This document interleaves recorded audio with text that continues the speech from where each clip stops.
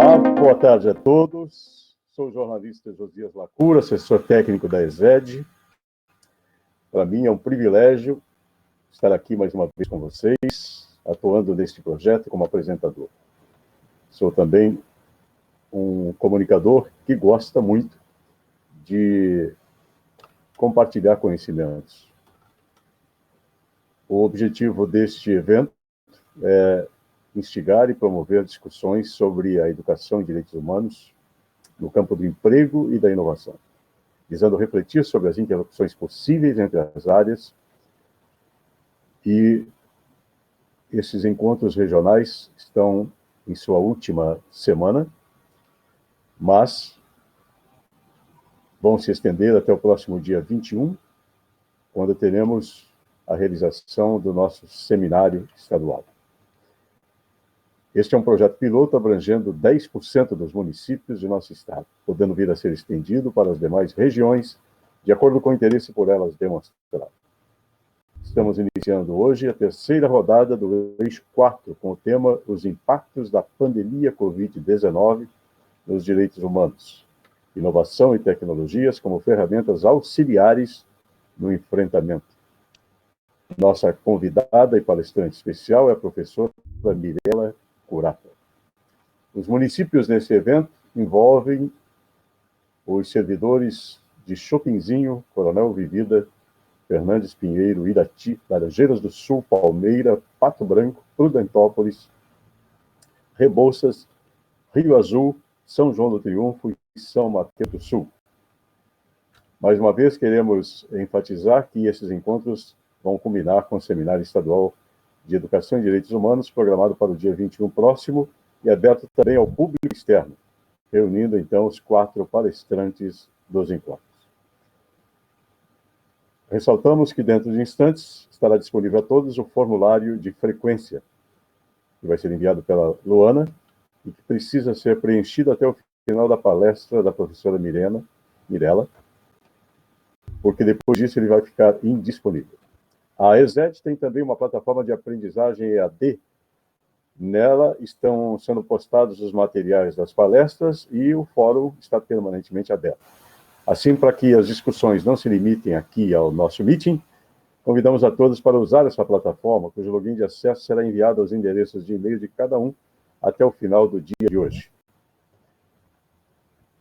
Nesse instante, passamos a palavra oficialmente à nossa convidada especial, a professora Mirela, que vai fazer uma rápida apresentação para aqueles que ainda não tiveram o privilégio de conhecê-la e vai ficar à vontade para a sua exposição, para a sua palestra tão aguardada por todos nós. Boa tarde, professora Mirela Curata. Obrigada, Josias, pela apresentação. Obrigada novamente pelo convite. Boa tarde. Boa tarde a todos. Espero que tenhamos aí uma tarde agradável e que eu possa contribuir um pouquinho com vocês, em cima da experiência que eu tenho, tá? Um pouquinho diferente dos demais colegas que já palestraram para vocês, né? Eu sou formada em ciência da computação, então sou da área de tecnologia, né? Lógico, com um pouquinho de conhecimento em gestão de recursos humanos, que foi a primeira pós-graduação, mas em termos de minha primeira pós, depois eu voltei novamente para pós-graduação e para a área de informática, né? Mas com relação ao conhecimento profissional, eu tive o privilégio de ter aí por ser durante 12 anos, estar na área pública por 12 anos, tendo experiências dentro do governo do estado de São Paulo, né? E trabalhando como diretora de TI de alguns órgãos, né? Entre eles, alguns órgãos que atuam fortemente na parte de social, e de apoio, né, como a parte de regularização fundiária,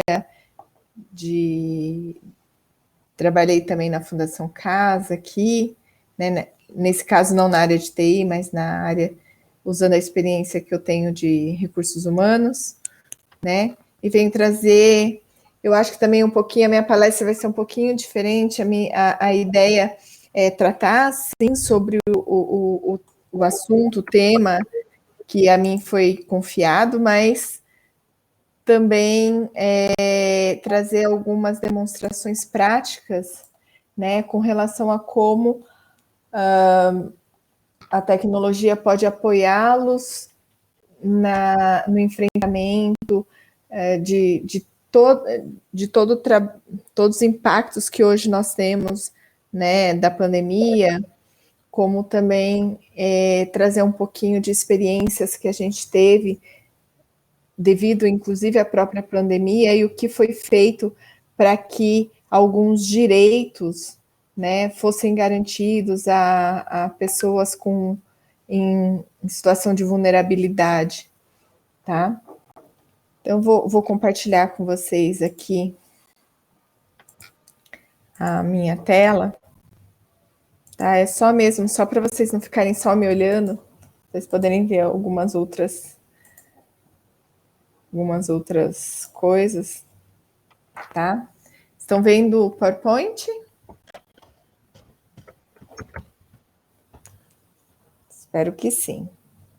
Então, o que nós vamos... Está aparecendo. Tá, obrigada, Luana. É muito ruim, gente, fazer palestra assim, sem olhar para as pessoas. Eu sou meio velhinha e eu gosto de ficar assim, tá? Ter o contato, tá olhando. Mas vamos lá. Apesar de ser de informática, né, eu gosto de ter esse contato humano. Nós vamos, então, tratar hoje o tema os impactos da pandemia, da Covid-19 nos direitos humanos, né? E o que a gente traz aqui como introdução para o dia de hoje é a questão dos 17 Objetivos do Desenvolvimento Sustentável da ODS, né? E nós vamos tratar alguns dos itens, em especial o item 8, que é a questão realmente de como a economia, na verdade, como melhor utilizar os recursos, né, para minimizar esses impactos causados pela pandemia, tá? Então, o que a gente vê, né? O mundo hoje ele enfrenta a crise causada pela Covid-19 e foi um ano bem atípico, né? Eu acho que foi um ano como nenhum outro, né? Acho que nunca passamos por isso, fomos pegos de surpresa por esse vírus mortal e altamente transmissível no início de 2020, que fez com que o mundo parasse, né? E para conter o avanço da doença, as nações precisaram adotar algumas medidas de isolamento social, os cidadãos e todo mundo foram confinados em suas casas e pouco a pouco a humanidade foi tomada aí por uma onda de incerteza e posso dizer de terror, talvez, né? Por vezes, por algumas vezes, mergulhando realmente numa crise multifacetada de proporções, eu acho que históricas e que a gente não consegue ainda ver uma data para tudo isso acabar, né? Que a gente viu que as medidas de combate à pandemia, elas afetaram não só a vida de várias pessoas, né, mas também a área de direitos, né, alguns deles nos direitos humanos, que gostaria... E eu gostaria de trazer, então, dentro desse nosso tema, né, aproveitar a oportunidade para poder tratar de alguns pontos que me parecem relevantes no contexto atual que nós estamos passando, da Covid, que evidenciou a necessidade de se proteger os direitos humanos para todos, né? Então, alguns pontos que eu gostaria de trazer aqui para o nosso encontro, né, é que, primeiro, a pandemia provou uma realidade bem assustadora, né? Ainda falta muito para se alcançar, de fato, os objetivos de desenvolvimento sustentáveis da ODS, as ODS propostos pela ONU, né? Um outro ponto também, e aí a gente vai tratar um pouquinho, como eu disse, de alguns pontos da ODS, tá? Alguns nichos. E um outro fato que eu trouxe aqui para o nosso encontro é como fica a economia perante a todo esse cenário, né?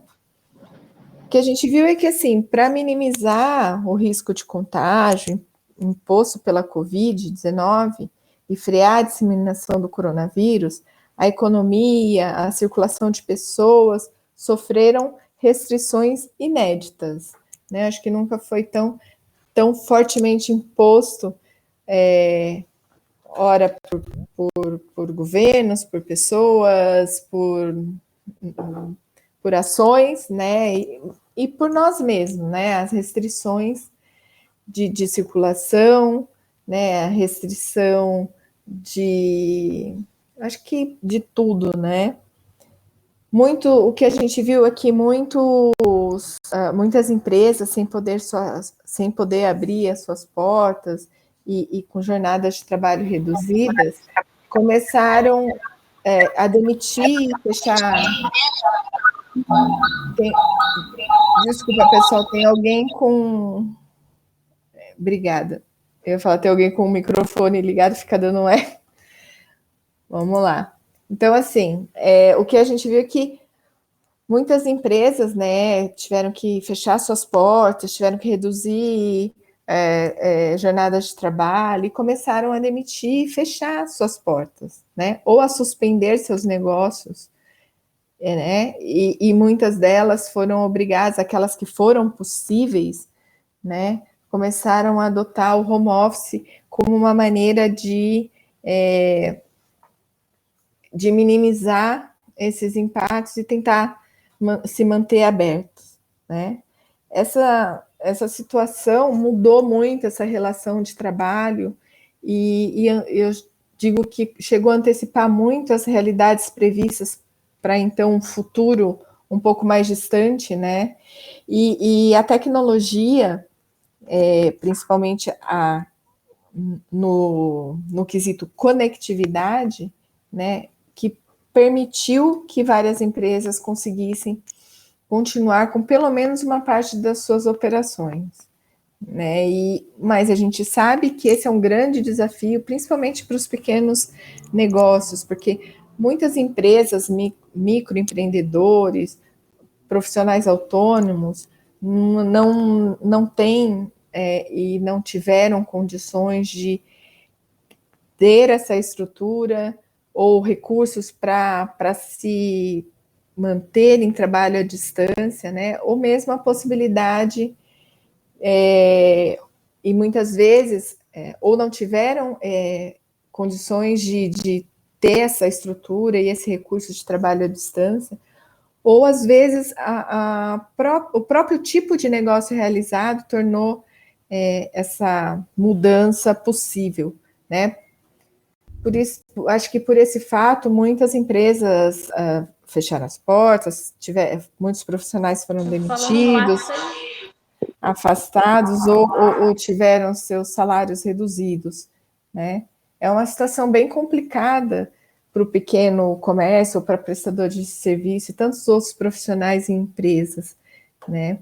O que a gente tem de informação é que, de acordo com pesquisas mostram, principalmente eu tive acesso a uma pesquisa do Sebrae, que foi divulgada nesse ano, no início de maio, que aproximadamente 89% dos pequenos negócios declararam que o seu faturamento mensal caiu e que estão operando com uma receita 60%, muitas vezes próxima a 60% menor do que o que elas operavam num período pré-crise, né? E a situação só não está pior devido a essa reinvenção que, que essas empresas conseguiram fazer, né? Aquelas que conseguiram, né? E graças ao auxílio emergencial que foi liberado pelo governo, né? E as diversas e algumas iniciativas pontuais, reinvenções que foram feitas e alguns auxílios que foram criados em prol dos pequenos negócios, né? As condições e as relações de trabalho quanto ao desenvolvimento econômico das empresas, elas estão muito relacionadas à ODS 8, que eu trago aqui um pouquinho para a gente debater, né? Que está relacionada à parte de trabalho decente e crescimento econômico, né? Que trouxe como tema e visa debater a questão da promoção do crescimento econômico sustentável, inclusivo e sustentado, né? Sustentável, inclusivo e sustentável, né? E promover o emprego pleno e produtivo e o trabalho decente para todos, né? É isso que trata esse tema, então trouxe um pouquinho disso também. A situação desencadeou mais que uma crise de saúde global, né? Mas também uma crise econômica, não só econômica, mas social, sanitária, ambiental e política. E escancarou ainda mais as desigualdades do Brasil, né? Que teve um impacto desproporcional em grupos vulneráveis, incluindo trabalhadores que estão na linha de frente, pessoas com deficiências, idosos, mulheres, meninas, ou seja, as minorias, né?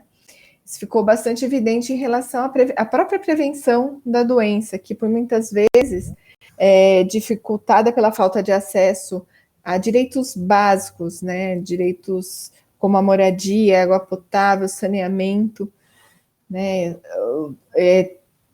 A gente percebe que tem aumentado muito a pobreza, a desigualdade, a discriminação, a destruição do próprio meio ambiente, né, e outras falhas nos direitos humanos que criaram uma enorme fragilidade dentro da nossa sociedade. A verdade é que a pandemia está comprometendo muito os direitos humanos, né, dando um pretexto, inclusive, para algumas respostas de segurança severas e medidas repressivas que restringem o espaço cívico e a liberdade, né, das pessoas, inclusive a liberdade de ir e vir, né? A segunda verdade que a pandemia trouxe ficou bastante evidenciada na pandemia, e que ficou bastante evidenciada na pandemia, que os direitos humanos, eles são universais, né? E que protegem a todos, né? Mas será que realmente, né, os direitos são universais e protegem a todos, né? Porque o que acontece? A gente viu que com as famílias confinadas, né, dentro de casa, nós vimos que os índices de violência doméstica, elas subiram significativamente, né? Escolas foram fechadas, chegando a deixar no ápice da pandemia, né, 90% dos estudantes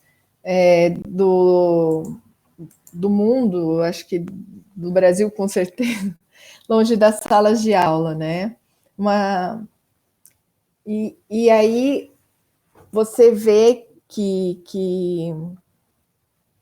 e aí a gente chega a uma conclusão de que uma resposta eficaz à pandemia, né, ela deve ser muito, e que garanta, uma resposta eficaz à pandemia e que garanta os direitos humanos, né, é que ela deve ser baseada muito na solidariedade, na cooperação das pessoas, né?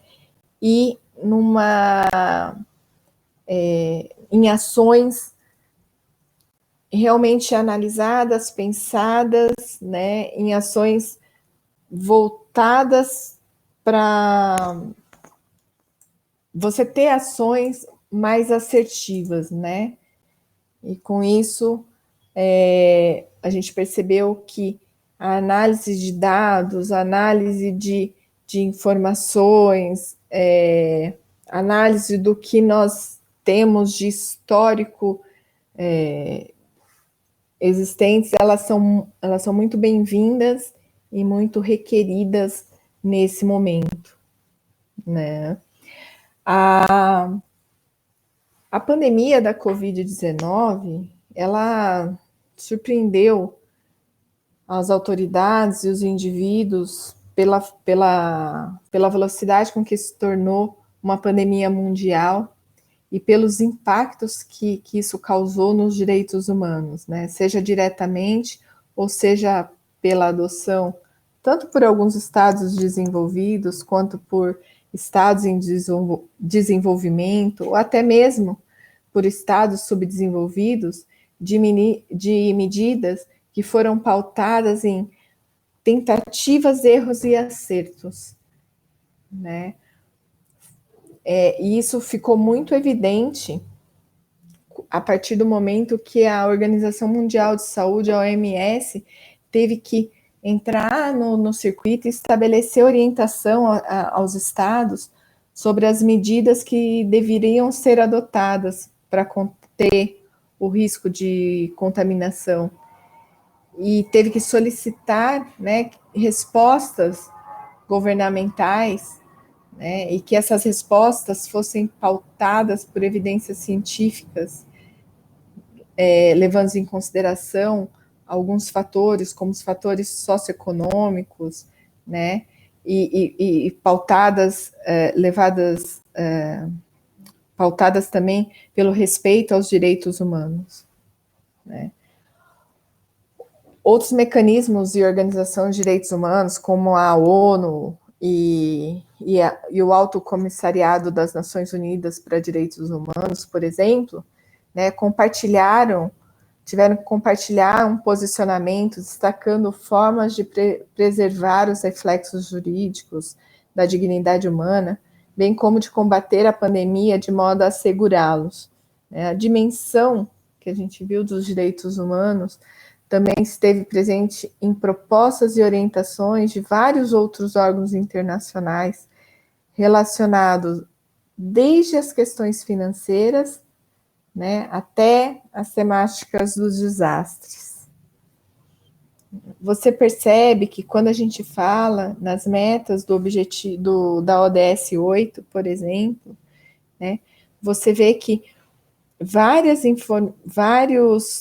metas, né, elas são pautadas por informações, por estudos econômicos, socioeconômicos, né, para se determinar percentuais de metas, né, como data de atingimento dessas metas, né? Que a gente, só um minutinho, que a gente viu também que a pandemia da Covid-19, ela impactou fortemente os direitos humanos, acentuando também as vulnerabilidades já existentes, né? Configurando o que a gente denomina como vulnerabilidades sobrepostas, ou criando categorias de pessoas vulneráveis, né? Nesse sentido, conjuga as linhas de interesse e a agenda investigativa do Grupo de Pesquisa de Direitos Humanos e Vulnerabilidades, né? Entendeu pertinente e relevante eles realizaram um estudo inicial sobre um tema que mostrou que as sociedades vulneráveis ou as pessoas vulneráveis, né, correram muito mais riscos para garantir a sua sobrevivência. Crianças, dentro desse estudo, eles entenderam que crianças sem acesso à educação virtual e à alimentação fornecida pelas escolas acabaram sendo irremediavelmente prejudicadas, né? Perceberam que a falta de saneamento básico e água encanada, em pleno século XXI, né, fez com que a humanidade entendesse que milhares de pessoas, e isso fez com que, eu acho que foi um dos fatores que fez com que agravasse a crise, né, eles não conseguissem nem lavar as mãos adequadamente, que é uma das diretrizes básicas que poderia prevenir ou diminuir a possibilidade de contaminação da Covid, né? Os impactos para os grupos vulneráveis identificaram que alguns grupos mais fortemente atingidos pelas medidas de prevenção e respostas à Covid, né, tiveram ou a exclusão, ou a sua exclusão social, né, ou tiveram o seu direito cerceado, o que tendeu muito a agravar as medidas, ou o não cumprimento às medidas de prevenção e de combate ao novo coronavírus, né? A vulnerabilidade também para profissionais a vulnerabilidade também decorrente da própria pandemia que se mostrou que se acentuou, né,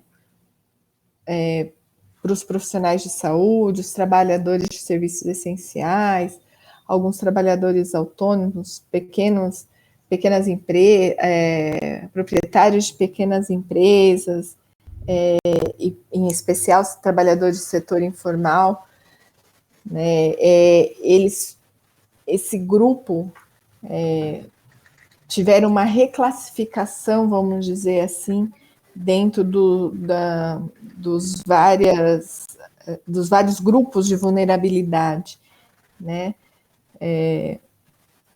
que foram criados e identificados, né. Dentro dos grupos, por exemplo, de minorias, né, tiveram alguns desdobramentos onde se incluíram crianças e idosos, pessoas em situação de pobreza, que são pessoas na rua, moradores de assentamentos informais, pessoas sem acesso ao saneamento básico, moradores de comunidades carentes, né?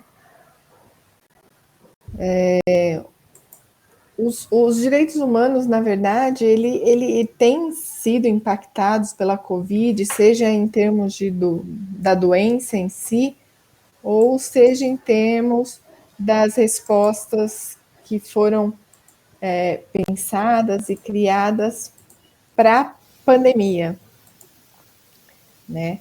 Às vezes por prática e outras por alterações legais, muitos direitos humanos eles acabaram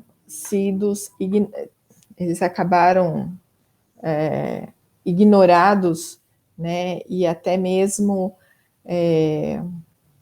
desconsiderados, ou acho que ignorados é a melhor palavra, né, durante algumas respostas ou alterações que houveram de legislação ou de práticas, né? O que talvez agora, mais do que nunca, a gente pode perceber é que talvez este seja o momento de repensarmos as questões voltadas ao desenvolvimento que buscam o cumprimento da Agenda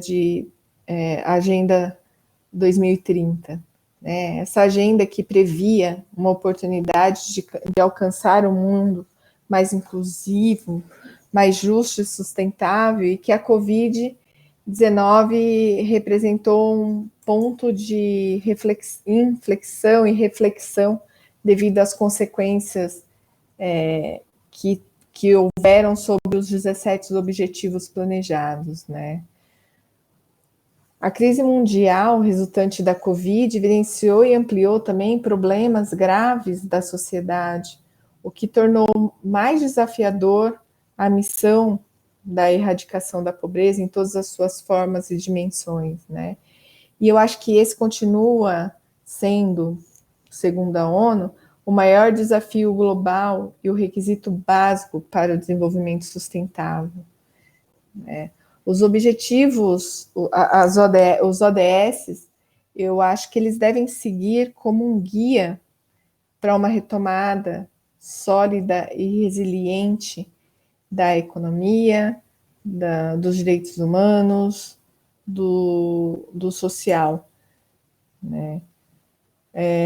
Conforme o secretário-geral da ONU, Antônio Guterres, em seu discurso na abertura da Assembleia Geral da ONU, em setembro do ano passado, é um consenso que as decisões tomadas agora, né, elas certamente impactarão o bem-estar da sociedade por um longo período.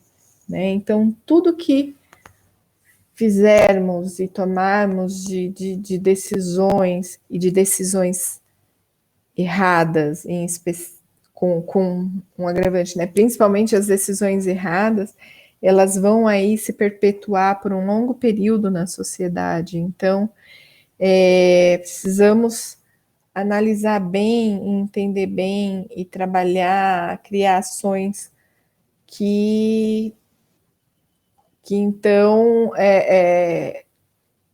sejam decisões boas e que sejam decisões pautadas em cima de números, em cima de aprendizado do que a gente fez, do que a gente já passou, do histórico que temos, né?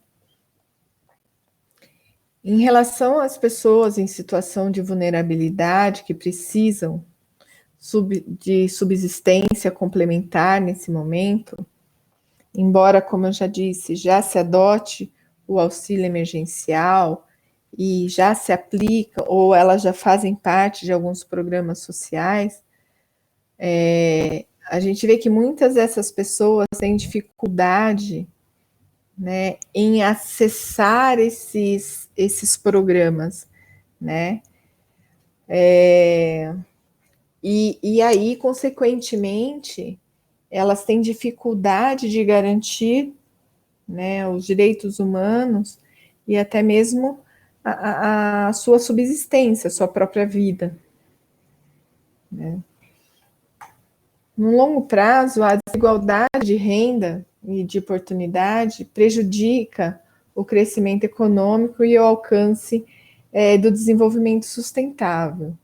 Né? Os mais vulneráveis, muitas vezes, eles têm menores expectativas de vida, né? E apresentam dificuldade de se libertar do ciclo vicioso de insucessos, né? Seja ele escolar, né? As baixas qualificações, ou mesmo as poucas perspectivas de empregos de qualidade, né? E aí a gente vê que a revitalização econômica, né?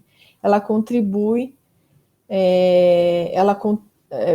para melhores condições de estabilidade e de sustentabilidade do país. Né? A classe média ela vem crescendo aí em todo o mundo, né? Mas a classe vulnerável, a classe de pobreza, em situação de pobreza, extrema pobreza, ela está cada vez mais se ampliando, e com a crise isso ficou muito mais evidente, muito mais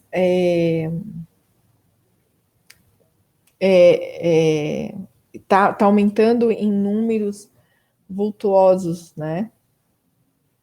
Eu acredito que, assim, é possível hoje a gente promover políticas que incentivem o empreendedorismo e a criação de empregos de forma sustentável e inclusiva, né? Inclusive a ODS 8, ela reconhece a urgência de erradicar o trabalho forçado e as formas análogas ao de trabalho escravo, bem como trata de temas sensíveis como a parte de tráfico de seres humanos, né?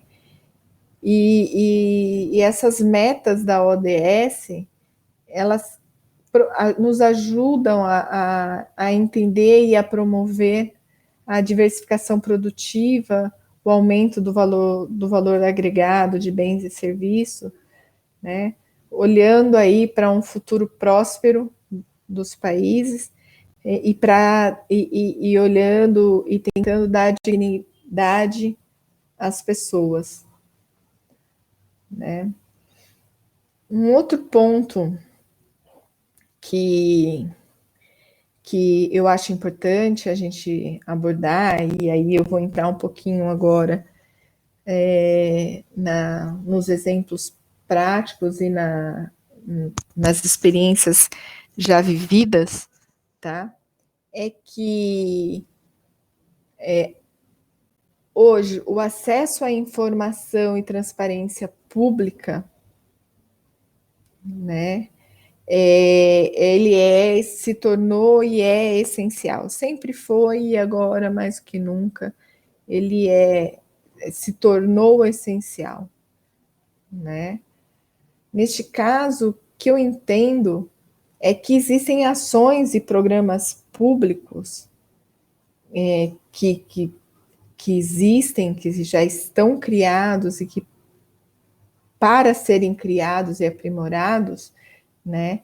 Você tem que entendê-los, você tem que analisá-los, você tem que ter acesso aos dados e informações desses programas e ter acesso a informações aos perfis das pessoas que estão e que compõem esse programa, né?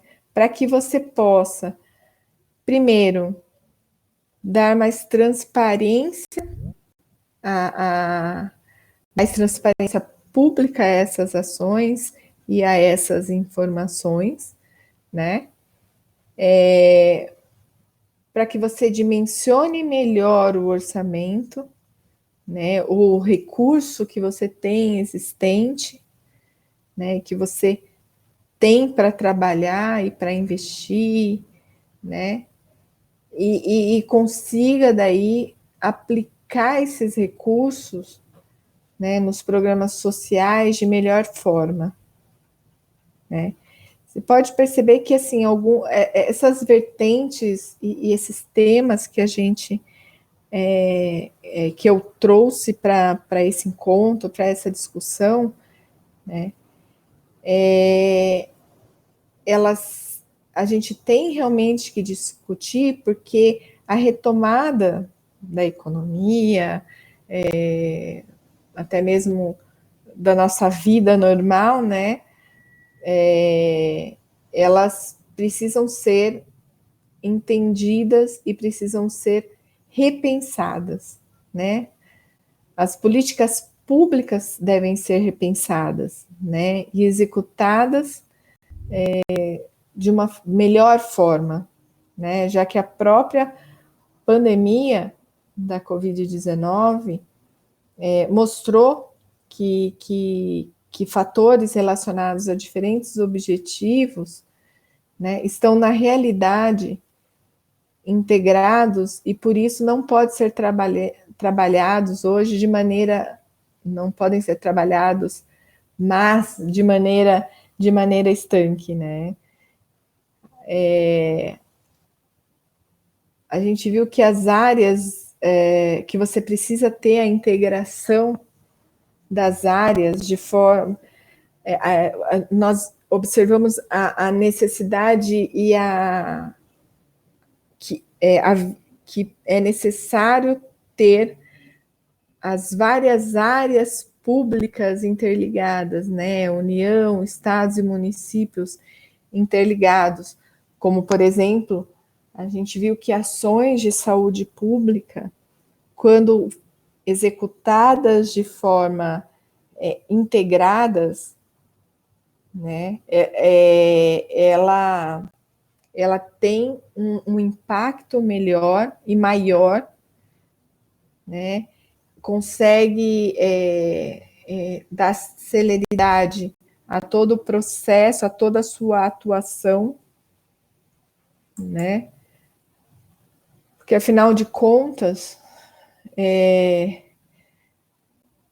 se a gente não fizer essa integração de dados, bases e informações, né, o que se percebe é que gastamos duas vezes, né, que se gasta mal, que se atende mal, que se proporciona direitos humanos de maneira incorreta, né, ou mal direcionados.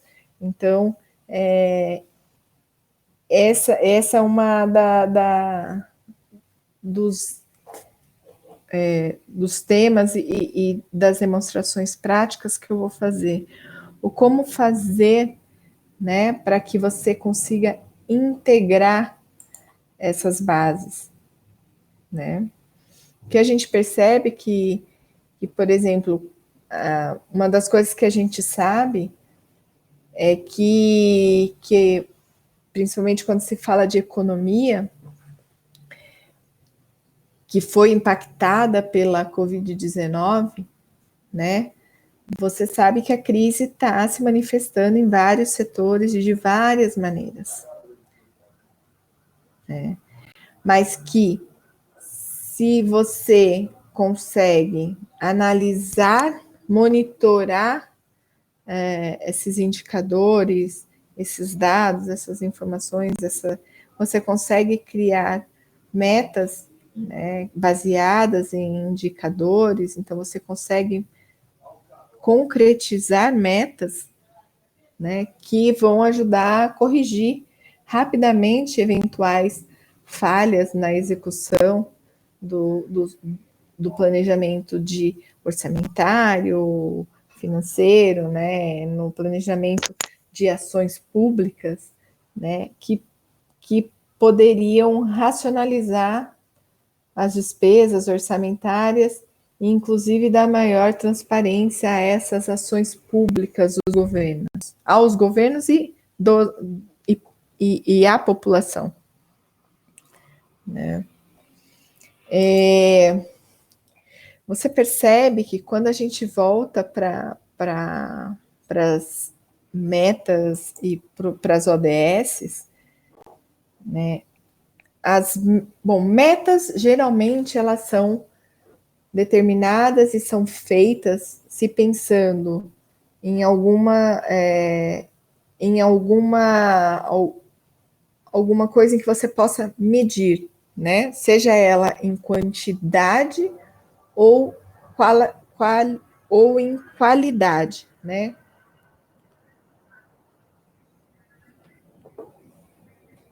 Então a gente pode ver que para se, por exemplo, projetar um crescimento econômico, você tem que se pautar a várias informações, né, para se criar a meta de crescimento econômico per capita, né, de pelo menos um crescimento anual aí de 7% do produto.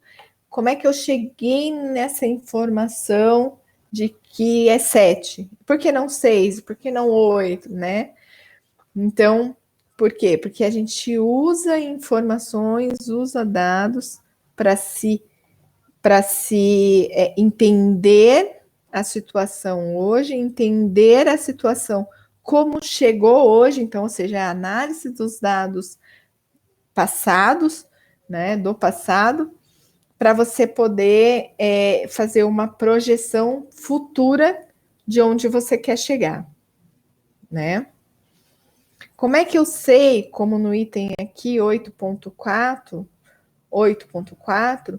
quando eu vou alcançar essa meta, né? Que aqui ele diz até 2030. Como é que eu sei que como eu determino isso? Mesma coisa, né? Olhando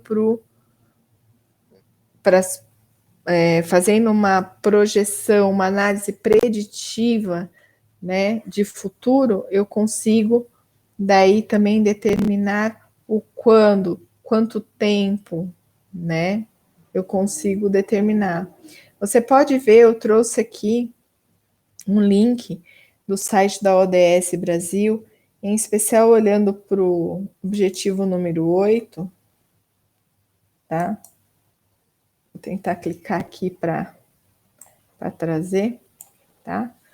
Onde você consegue, tá? Olhar algumas e analisar, você mesmo consegue fazer a sua análise, né? De como eles chegaram a essas metas, né? Então, todas as metas e objetivos traçados, né?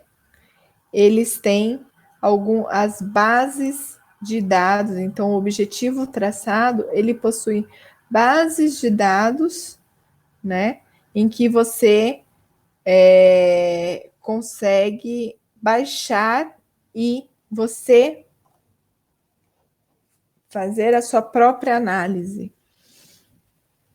Então, taxa de variação anual do PIB por pessoa, né, ocupada. Então, assim, essa foi a base que proporcionou determinar a meta 8.2 de atingir os níveis mais elevados de produtividade da economia. E essas bases, elas podem ser baixadas e você pode passar a utilizá-las em outras análises, em outros cruzamentos com outras bases que vocês possuem, tá? Para que você também, né, determine não só metas, né, mas como também pode te auxiliar e complementar as informações que vocês têm para se criar programas, né, principalmente programas sociais, públicos, né, para poder minimizar aí todo esse impacto da Covid, não só no direitos humanos, mas também na parte social e econômica, tá? Então você começa a ter acesso a algumas informações que vai te proporcionar algumas análises também. Como eu disse, eu vou trazer um pouquinho aqui de alguns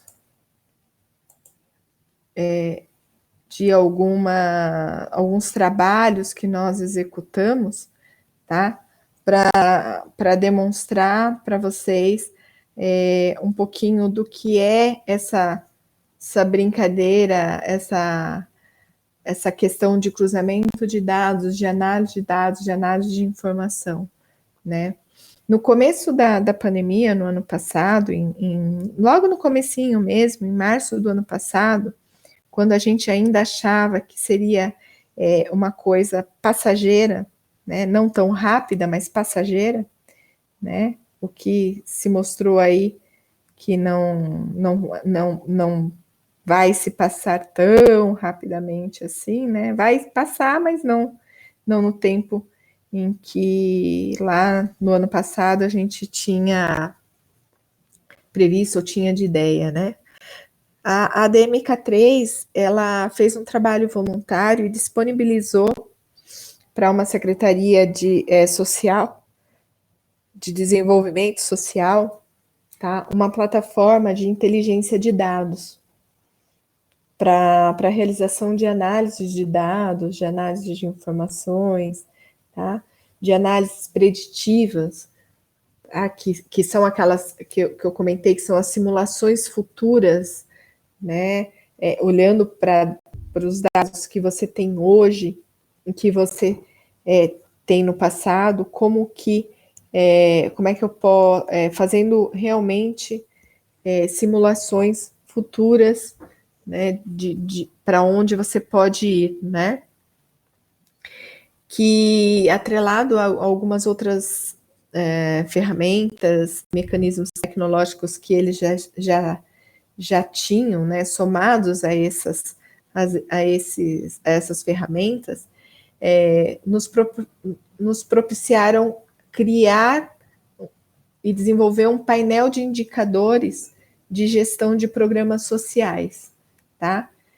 O intuito da criação dessa plataforma de inteligência de dados foi apoiar a secretaria, né, no planejamento das ações de atendimento social às famílias inscritas no CadÚnico, no Bolsa Família e outros vários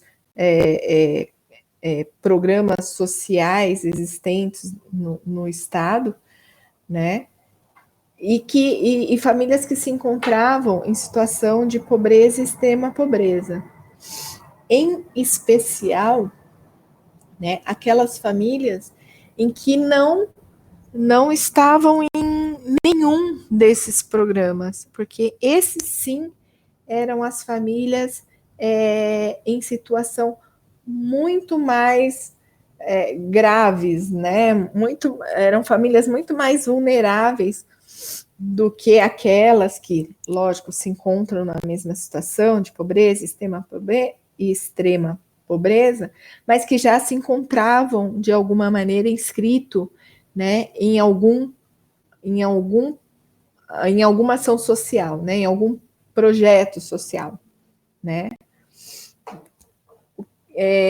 No período do início da Covid-19, os governos estaduais, eu vou trazer aqui um exemplo do governo que eu atuei com essa plataforma e com esse serviço, né, que é o governo de São Paulo, mas a gente sabe que os governos estaduais eles precisaram, né, e necessitavam dispor de algumas ferramentas gerenciais e de inteligência, né, para poder permitir a gestão estratégica e operacional das suas ações públicas, né, e dos seus programas sociais e socioeconômicos, né. E essa ferramenta, ela que nós disponibilizamos, ela permitiu a integração de várias bases de dados, algumas existentes através de sistemas existentes nas secretarias, outras que nós trouxemos, integramos a essa base de dados, mas que estavam disponíveis em planilhas Excel, né?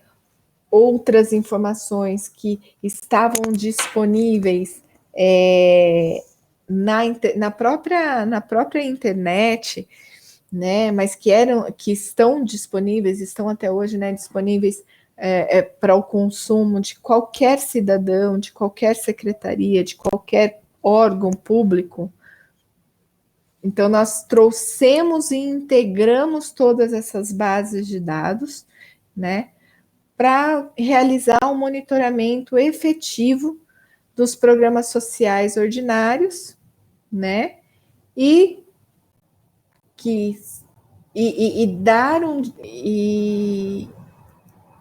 fizemos também com que esses dados dessem um direcionamento aos novos programas criados, né, excepcionalmente para o período da pandemia, que eu acredito seriamente que vão permanecer aí ainda por um longo período, né? E E aqui no caso do Estado de São Paulo, a solução que nós propomos, ela possibilitou a gestão dos programas existentes, né, e a distribuição de segurança alimentar, de segurança socioeconômica e sanitária para as famílias em condições de pobreza e extrema pobreza do Estado, né? Nós fizemos então essas análises de dados, nós conseguimos aplicar a metodologia de georreferenciamento, que é a demonstração dessa base de dados em um mapa, então, de maneira mais visual, né? E também, como eu disse, só reforçando, conseguimos criar aí análises ou projeções, né, futuras de para onde caminhar, para onde esses programas poderiam evoluir, né? Na primeira fase dessa análise e desse trabalho, né, nós também acabamos disponibilizando um aplicativo, tá, que permitia o cadastro e a atualização, na verdade, do cadastro da população em condições extremas, né? Porque, como eu bem disse, uma coisa é você atualizar a base e as informações de famílias que já se encontravam nessa situação de vulnerabilidade. Outra coisa, e que ficou muito evidente,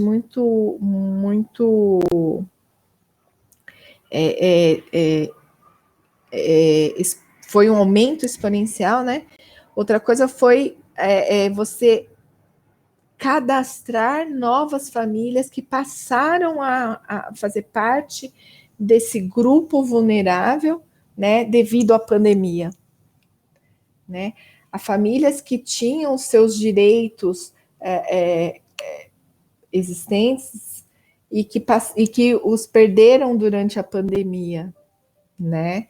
Então, nós também disponibilizamos um aplicativo que permitiu que o órgão público pudesse fazer esse cadastro e a atualização dessa população, né? Um deles, falando de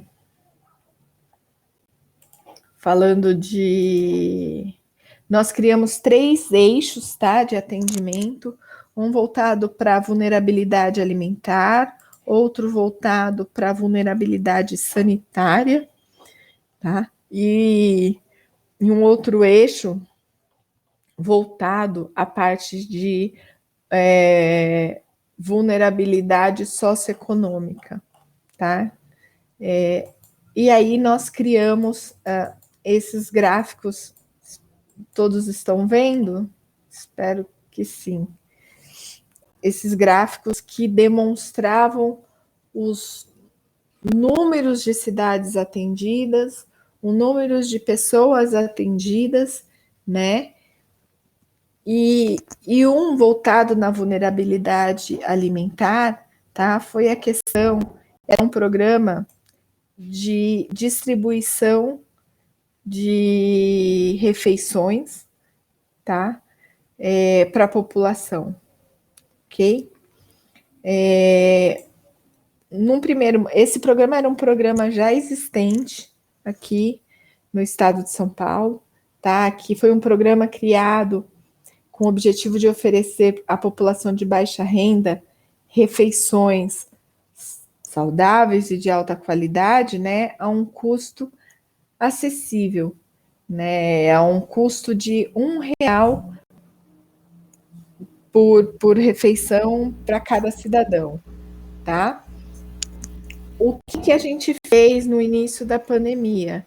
Até mesmo esse R$ 1 para quem estava numa situação de vulnerabilidade, né, vulnerabilidade alimentar, social, até mesmo esse custo simbólico ainda era um custo, né? Então, o que a gente fez? Analisou todos os dados, né?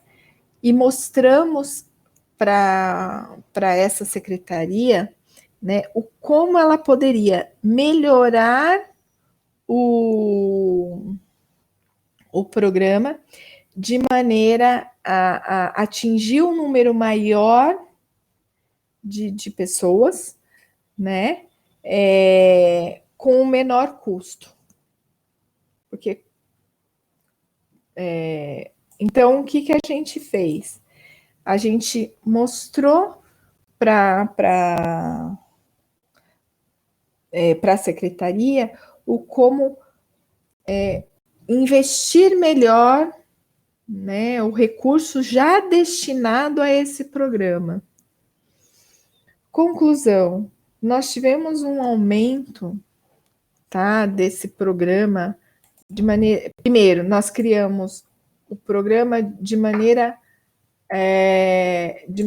gratuita, né? Esse foi a primeira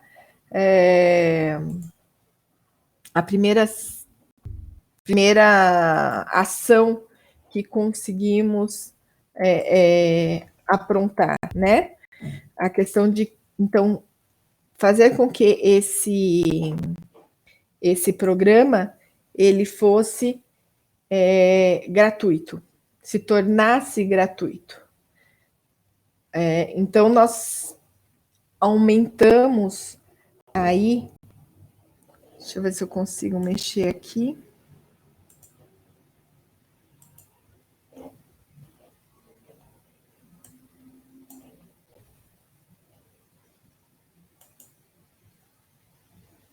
Tá?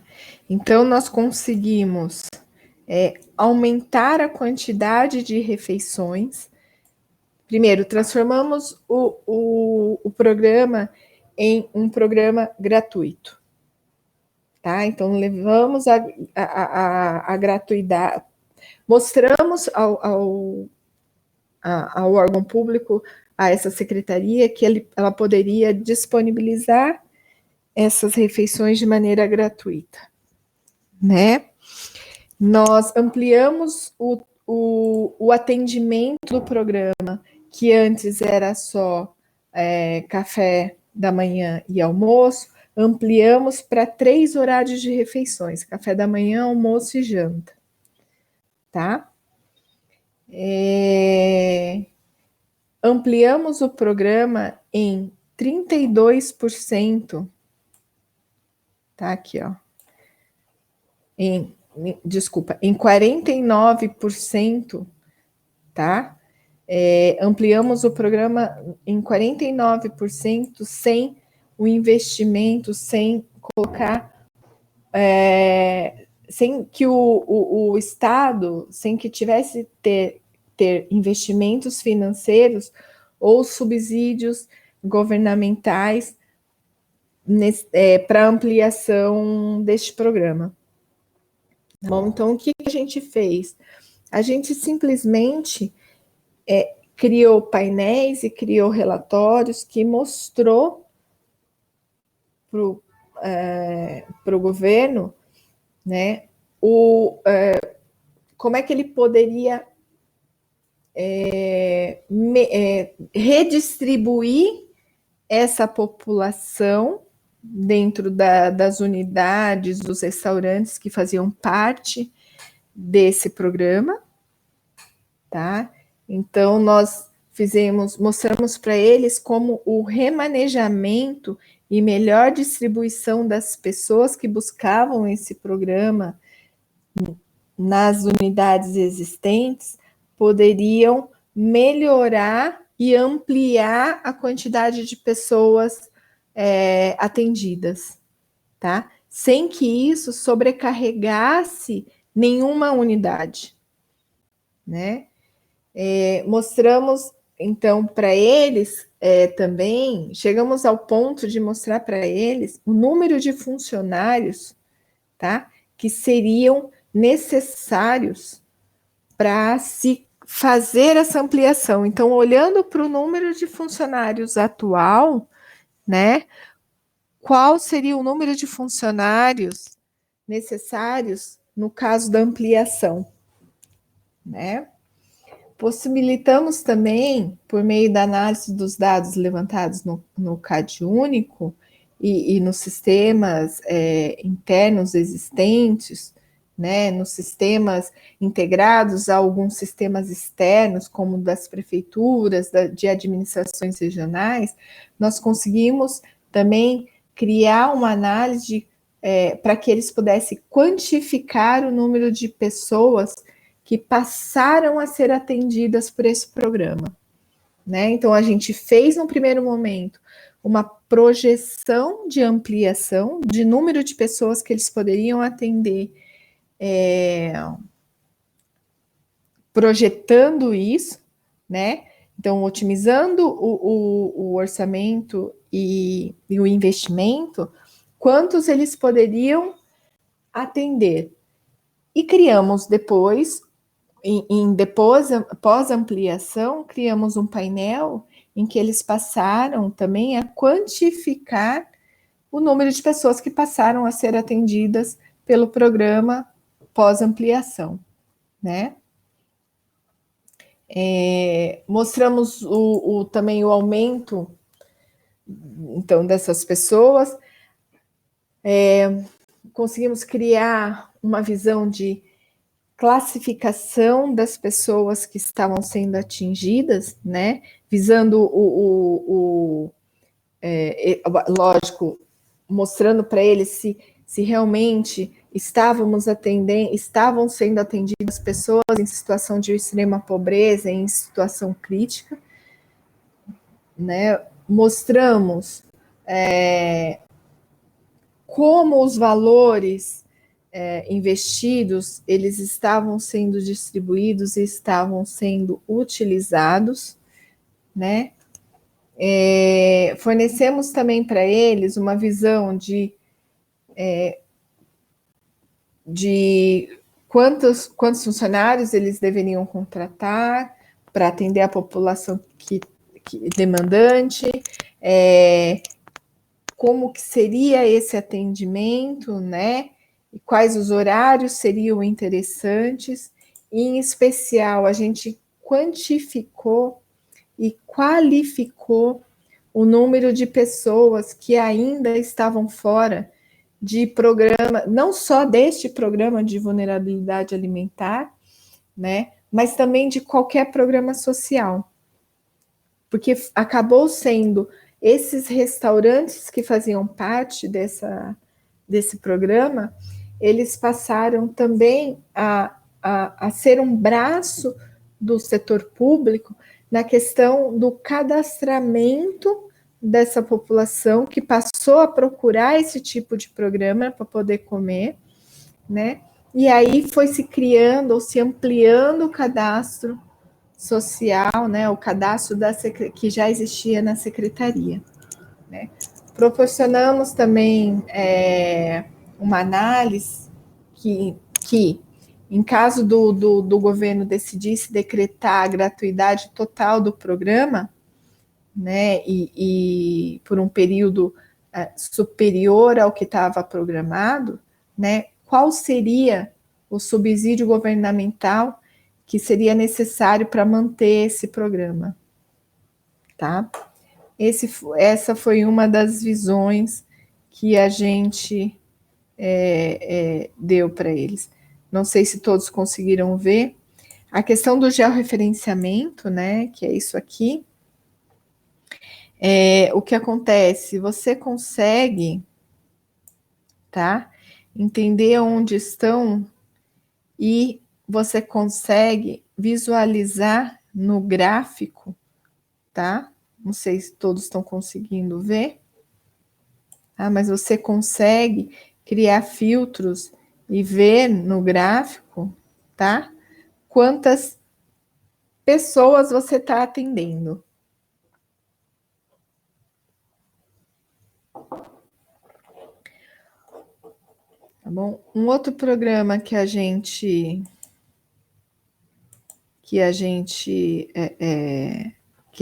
olhou e e criou os painéis, tá, de gestão para eles, foi com relação a um projeto chamado um projeto de distribuição, tá? Deixa eu ver qual que é. Ah, tá. É um projeto de distribuição de leites. Também era um projeto existente, tá? Que era a distribuição de leite para o projeto que existente, ele atendia um número considerável já da população, tá? E beneficiava, né, mais de 300 mil pessoas em estado de vulnerabilidade, mas ele tinha ali uma classificação. Num primeiro momento, quando esse projeto foi criado, ele atendia famílias com renda mensal de até 1/4 de salário mínimo per capita, tá? Quando ele foi remodelado, né, ele passou a atender ele, no primeiro momento, ele foi remodelado para atingir crianças, né, para atender crianças e idosos, né, e em especial idosos acolhidos em acolhidos nos serviços de acolhimento institucional, nos abrigos para idosos, né? Quando a gente analisou os dados, remodelou e consultivamente ajudou a secretaria a repensar nesse programa, o que a gente contribuiu, o que a gente levou nesse novo formato, né? Nós verificamos nós mostramos para ele a capacidade mensal que eles tinham de atendimento do programa e demonstramos a capacidade de crescimento que eles tinham, tá? Dentro do que existia já investido, tá? Demonstramos o número de pessoas que era possível atender, determinada a ampliação do programa, né? Calculamos o investimento financeiro que seria necessário se eles quisessem ampliar ainda mais o programa e qualificamos o número de pessoas que poderiam ser atendidas e que passaram a ser atendidas dentro da ampliação, tá? Analisamos também, daí fizemos uma análise das unidades de acolhimento, né, mostrando como estava a sua utilização, né, o que eles poderiam fazer de ações para que você pudesse ampliar a capacidade de acolhimento, né, e cruzamos com uma base de quantas pessoas precisam, né, dessas unidades, né, e quanto elas têm capacidade de acolher. E em termos de acolher, como você poderia redesenhar, né, essas unidades para passar, de repente, a acolher pessoas e famílias, que daí é diferente, como que você poderia redesenhar, né, essas unidades para acolher diferentes famílias, diferentes pessoas, né, no caso de ampliação.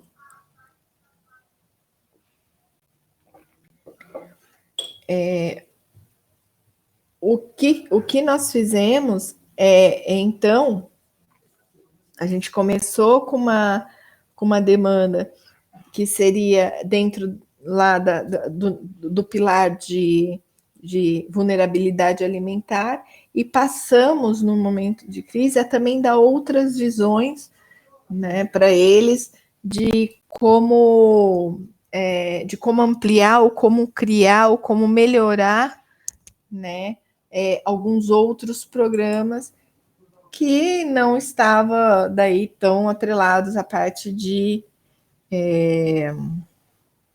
vulnerabilidade alimentar, né? Um outro programa que daí acabou sendo criado durante a pandemia e o objetivo era ficar apenas durante a pandemia, eles já estão pensando em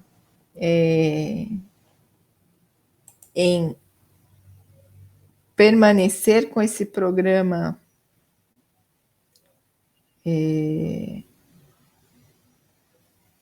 Aqui é um outro gráfico, tá? Um outro programa que agora eles também já estão pensando, inclusive, em tornar, né, esse programa. Desculpa, gente, só aqui. Acho que é esse aqui. Esse programa permanente, tá? Foi um programa chamado aqui de Alimento Solidário, que foi um programa criado com o objetivo de distribuir 1 milhão de cestas de alimentos, tá? Para essa população em pobreza, extrema pobreza. Uma das coisas que eles se depararam, né, quando criaram esse programa, era quem atender, né? Como é que a gente cria aí uma meta ou uma linha de corte da população que nós vamos atender, né? Isso foi um problema. E no caso de atender, como é que a gente pode atender de maneira eficiente, né? Então, assim, uma das coisas foi, quando você pega os programas, as bases sociais existentes, né, a do CadÚnico e tal, e cruza com Bolsa Família, cruza com sistemas estaduais, municipais, né, o que você tem? Você tem a informação de famílias que já faz parte de algum programa. O alimento solidário, o alimento solidário, então a entrega dessas cestas básicas, o primeiro e principal intuito era entregar cestas básicas para famílias que daí até então não faziam parte de nenhum programa social, né? Famílias que então que não estavam em nenhum cadastro. Então, o que a gente fez? A gente analisou dados, cruzou algumas informações para, primeiro, verificar a eficácia do programa, verificar a ordem de distribuição correta dessas cestas de alimentos, né? E num segundo momento, nós criamos, então, após identificar e localizar de maneira geográfica, então,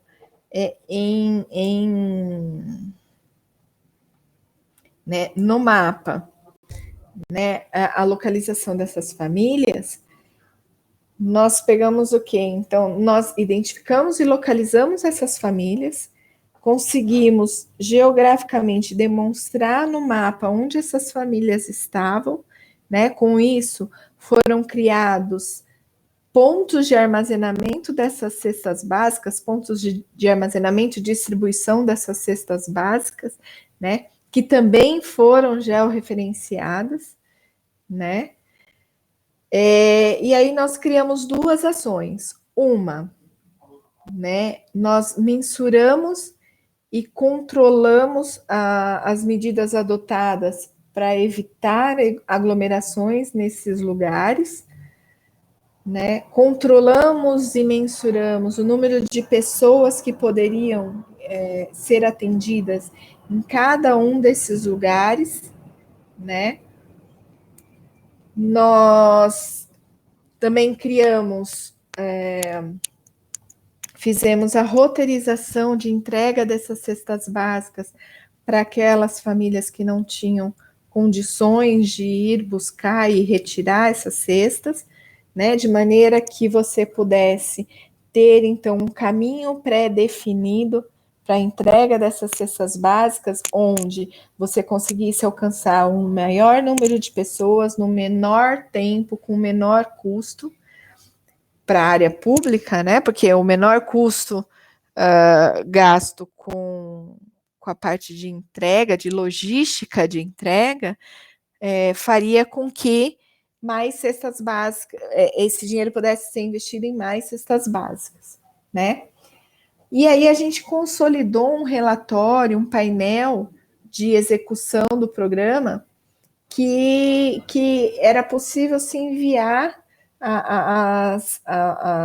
aos órgãos públicos, às prefeituras, às administrações regionais, participantes desse programa. E, além disso, conseguimos dar para eles, né, um acompanhamento em real time, né, ou seja, em tempo real, né, de como estavam sendo essas distribuições. Então, qual era o número de população, né, qual era o perfil dessa população que estava sendo atingida por esse programa, né, e como, quando eles estavam sendo atendidos, né? Então, a gente, em real time, entregava uma cesta, você abaixava vamos dizer, entre aspas, tá, gente, o estoque que existia de cestas, e aí todos os entes, todas as entidades públicas estavam vendo isso. Isso fez também que, por conta dessa organização, dessa administração, dessa gestão, né, que estava tendo, isso fez com que as empresas privadas, né, elas começassem a se interessar, né, na participação do programa.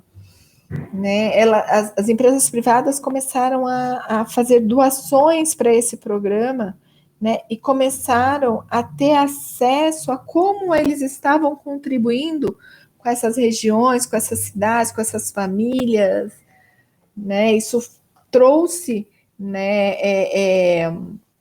Isso fez com que o órgão público conseguisse mensurar e divulgar e demonstrar a gestão do programa, fazendo com que órgãos privados quisessem fazer parte de um programa tão organizado e tão bem desenhado e administrado, né? Depois disso, o que a gente começou a fazer, né?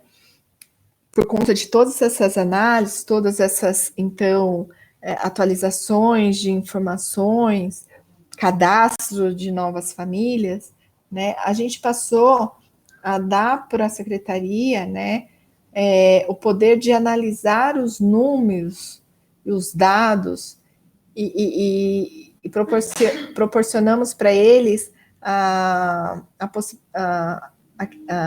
possibilidade de desenvolver estratégias de atendimento a esse cidadão em pobreza e extrema pobreza, né? Eles conseguiram, os painéis têm contribuído com eles, tá? Para traçar planos de ações futuros, gerir os atendimentos e qualificar, quantificar e geolocalizar os programas, qualificar, quantificar e geolocalizar as distribuições, as famílias e o cidadão atendido, né? E que podem vir a ser atendidos pelos programas, né? Possibilitou também a criação de estratégias de atendimento, de maneira a priorizar as famílias mais necessitadas no atual momento, né? E posteriormente, as demais famílias que estão em situação de risco, né? Além de, como eu falei, de desenhar a logística de atendimento e de entrega né? Fazendo com que isso otimize e crie critérios, otimize o recurso, o financeiro de pessoas, né?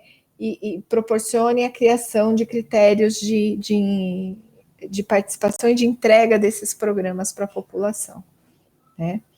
Outro projeto que nós, daí, seguindo, né, nessas análises, e dentro da secretaria, nós daí criamos um pilar de atendimento, que a gente chamou de um pilar de vulnerabilidade sanitária, que então é um programa novo também, que está em vigência, né, que garante a proteção dessas famílias, né, aos cuidados de saúde e higiene, né, que proporcionou à secretaria a entregar mais de 1 milhão de cestas de higiene e de limpeza com álcool, com papel higiênico, sacos de lixo, águas sanitárias, né?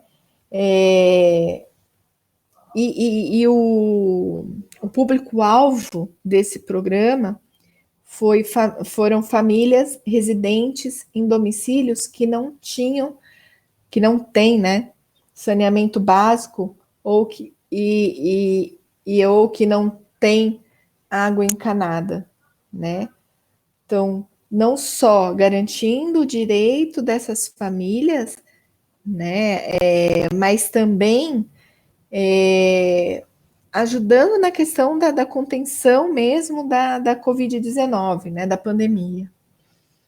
Um outro programa no pilar de vulnerabilidade socioeconômica que foi criado foi a questão do benefício de prestação continuada, né, que é um benefício da assistência social, que é o pagamento, né, de um salário mínimo por mês às pessoas idosas e com deficiências que não pode garantir a sua sobrevivência, ou por conta própria, né, ou com apoio da família. Então, foi criado esse programa, o benefício foi destinado aos idosos e às pessoas com deficiência, que não têm como sobreviver, né, em especial os idosos que não têm direito, muitos deles não têm direito à previdência social, né, que então daí poderia passar a ter uma renda para sobrevivência, né, para ter uma vida digna, né. E o outro foi a parte de renda cidadã, que é um programa de transferência de renda, né, mas que esse é associado a outras ações complementares que tem como objetivo promover o desenvolvimento e autonomia das famílias beneficiadas, tá? Então, o aplicativo, né,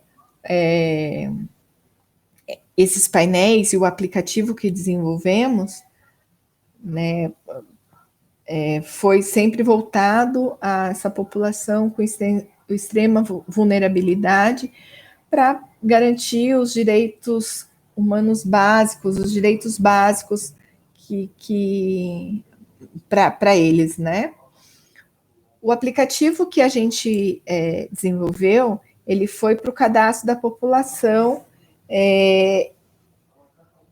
com objetivo de extrema vulnerabilidade, com objetivo em especial de encaminhamento aos abrigos, não só de levantamento dessa população, né, e dessa nova população que foi criada e foi gerada por conta da pandemia, né, mas também poder levantar essa população, destinar essa população, encaminhar essa população aos abrigos que estão cadastrados, né, a esses abrigos que daí passou a ser geolocalizado. Então, a parte de assistência social passou a ter, a ter um apoio, né, de um sistema que faz com que quando ela aborda uma pessoa, uma família nessa situação de extrema vulnerabilidade, ela tenha já em mãos informações de onde estão esses abrigos. Quando você geolocaliza esse abrigo, você consegue ver, determinar de onde você fez, onde você está num atendimento a essa população, qual é o abrigo mais perto, né? Qual a característica desse abrigo, né? Qual é a característica desse abrigo, qual é a capacidade desse abrigo de atendimento, tá? Então, esse também foi uma das aplicabilidades do aplicativo que nós criamos para que atrelado, então, o intuito era cadastrar a população, mas atrelado a informação que nós levantamos para criar os painéis de gestão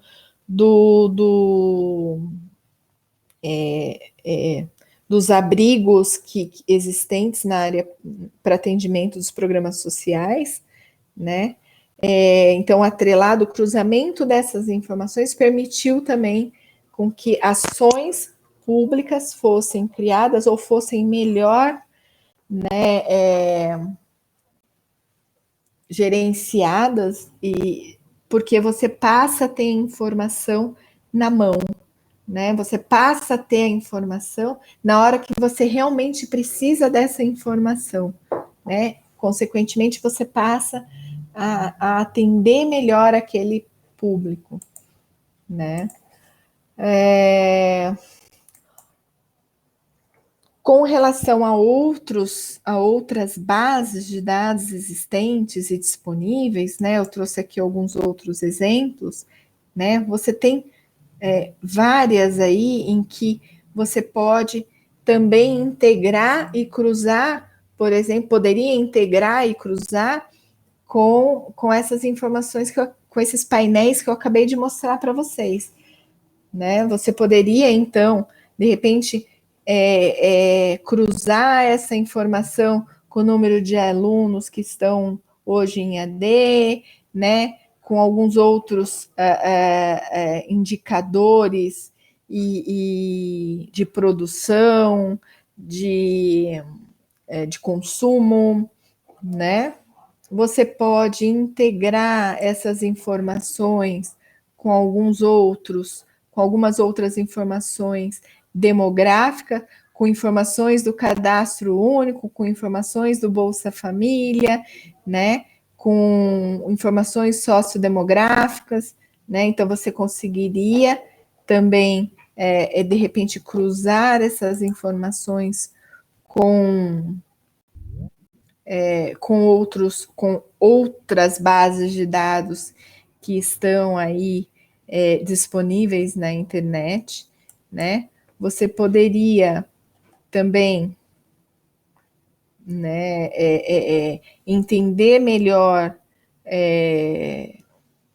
outras bases, tá?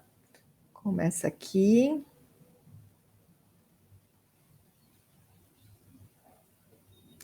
Você conseguiria, de repente, cruzar todas essas informações de família em extrema vulnerabilidade ou que faz parte de algum programa social, por exemplo, com dados de vacinação, tá? Distribuição das vacinas, pontos de vacinação. Aqui é um outro. Você poderia ter, né, aí uma outra análise de novos casos, de óbitos, né? A gente trabalha também com uma base, por exemplo, que dá a informação de quantas pessoas nascem, quantas pessoas morrem e do que elas morrem. Hoje a gente também utiliza essa base dentro de alguns painéis que a DMK3, alguns painéis de gestão que a DMK3 oferece, né, para as áreas públicas, né, para você também fazer alguns cruzamentos aí inclusive de óbitos, né? Hoje a gente olha muito, você tem vários portais do coronavírus, mas a população que está falecendo de outras, né, de outras doenças, né? E dados mesmo do próprio Bolsa Família, que você pode criar, gerar, né, através de, como eu disse, de bases hoje existentes, de base que hoje estão disponíveis para a população, tá? E para vocês, funcionários públicos, né, gestores públicos, né, que de repente em cima dessa informação, de todas essas bases e esse olhar que vocês têm, olhando para a realidade de vocês, né, podem ter novas ideias, fazer novos cruzamentos, fazer novas análises, né, dessas bases e com isso ajudá-los e complementar, né, o trabalho árduo que vocês têm aí de atendimento às famílias e de criação de ações públicas, né, para a população, tá bom? Esse foi um pouquinho do que eu trouxe para o encontro de hoje. Espero que não tenha sido maçante. Hoje eu gaguejei menos. Hoje eu gaguejei um pouquinho menos, então espero que não tenha sido maçante, tá? E espero poder ter contribuído aí com vocês, com um pouquinho, e ter contribuído com algumas demonstrações práticas e experiências que a gente também convive, tá bom?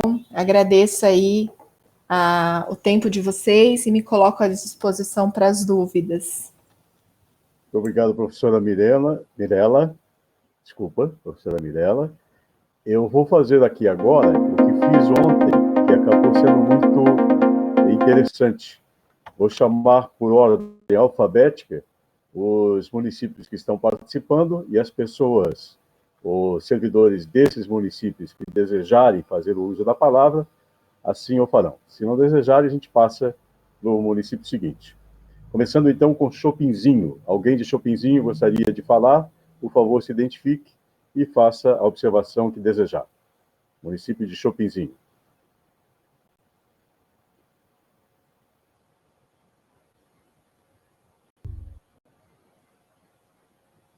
Ninguém de Chopinzinho, vamos a Coronel Vivida. Alô, Coronel Vivida.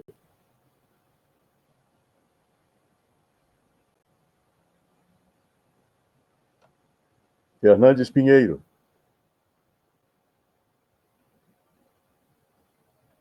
Josias, hoje o pessoal está meio tímido, né? Ontem a Vamos lá. Ontem eu chamava e o pessoal já entrava, né? Vamos de novo, Fernandes Pinheiro. Alguém gostaria de fazer alguma observação, comentário, pergunta? Fique à vontade. Passamos a Irati. Alô, Irati.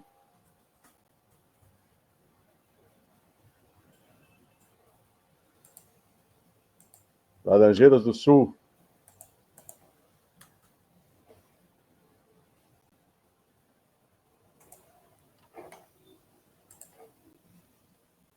Vamos a Palmeira. Alô, Palmeira. Ninguém também. Pato Branco. Sudoeste do estado.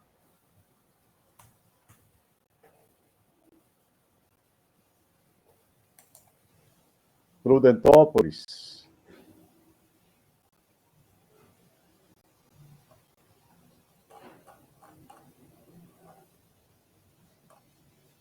Alguém de Rebouças gostaria de fazer observação, comentário, falar do que está sendo feito no município nessa área?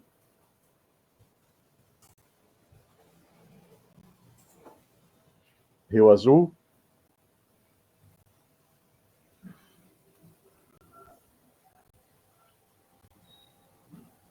Lembrando aqui, eu, a propósito, ainda não fiz não preenchi o meu formulário, né? O formulário de assinaturas ainda está disponível, deixa eu acessar aqui o meu, enquanto o pessoal se decide se vai fazer uso da palavra ou não. Vamos lá, pessoal.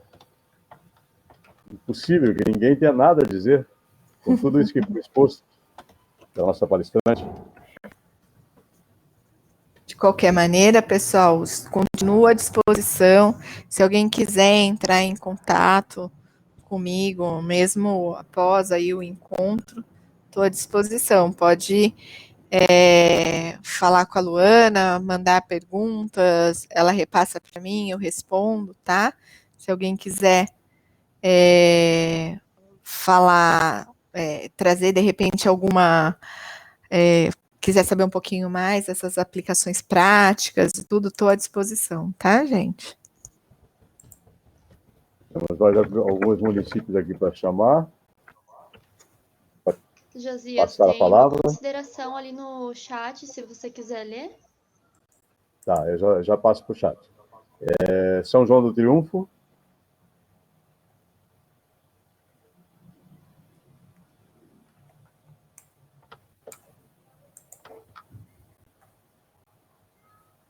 São Mateus do Sul.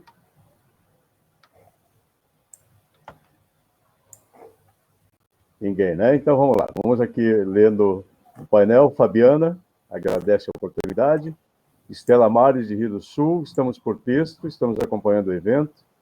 Foi muito boa a fala da palestrante, mas o pessoal está com um pouco de vergonha de falar. Estamos em grupo. É normal, né?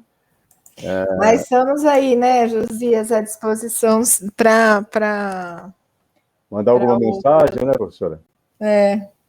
Se quiser falar depois a parte, né? O Charles, que sempre participa, hoje também está tímido, só se manifestou que registrou presença. Valquíria Zambuja, também registrando presença. Muito bem. De toda maneira, queremos agradecer de coração a você que esteve com a gente nesta terceira rodada com a professora Mirella, e passar a palavra, então, à nossa palestrante para as considerações finais. Por favor, professora. Agradeço a todos presentes, tá?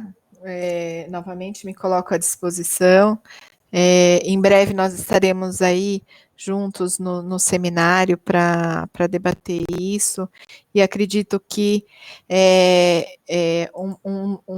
vou antecipar um pouquinho, tá, Josias? Uma outra vantagem do IAD é que podemos também, de repente, através de fóruns de debate, poder conversar um pouquinho mais, mas estou à disposição, tá? Contem comigo.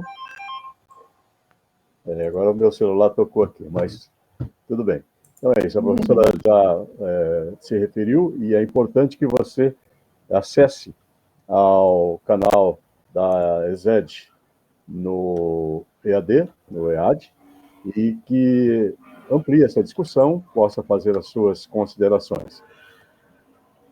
Encerramos aqui, então, o encontro desta quinta-feira, hoje, 8 de julho de 2021, especialmente para você que está vendo este evento em gravação no canal do YouTube e no canal da ESET.